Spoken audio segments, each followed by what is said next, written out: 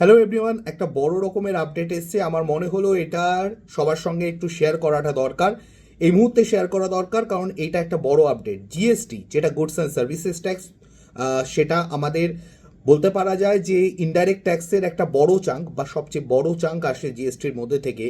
সেই goods and services ট্যাক্সে একটা রিফর্মের কথা হচ্ছিল, সেই রিফর্মের একটা বড় লিস্ট এসছে, যার মধ্যে থেকে আমি যদি মেজর জিনিসগুলোকে একটু হাইলাইট করার চেষ্টা করি। ফুড এবং টেক্সটাইল আইটেমে যেটার উপরে 12% জিএসটি চাপানো ছিল, সেটা বর্তমানে প্রপোজ করা হয়েছে 5% করে দেওয়ার জন্য।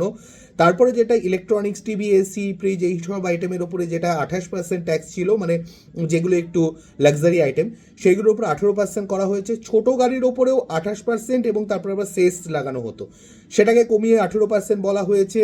লাক্সারি গাড়িতেও 50%-এর কাছাকাছি ছিল, সেটাকে 40 করা হয়েছে। এবং এছাড়াও এফএমসিজি, যেটা হচ্ছে স্ন্যাক্স বা আমাদের যে চিপস, এই ধরনের আইটেম, সেখানে ছিল অ্যারাউন্ড বলা যায় 12%, সেটা 5 করে দেওয়া হয়েছে। মেডিসিনে 12% ছিল, কিছু কিছুতে 5, কিছু কিছুতে 0% করে দেওয়া হয়েছে। মানে এইরকম একটা বড় চেঞ্জ এসছে। তো এই নিয়ে আমি একটা আপডেট আপাতত দিয়ে রাখলাম। এই নিয়ে একটা ডিটেল ভিডিও আমাদের জ্ঞান বাংলা চ্যানেলে আমি নিয়ে আসবো আগামীকাল।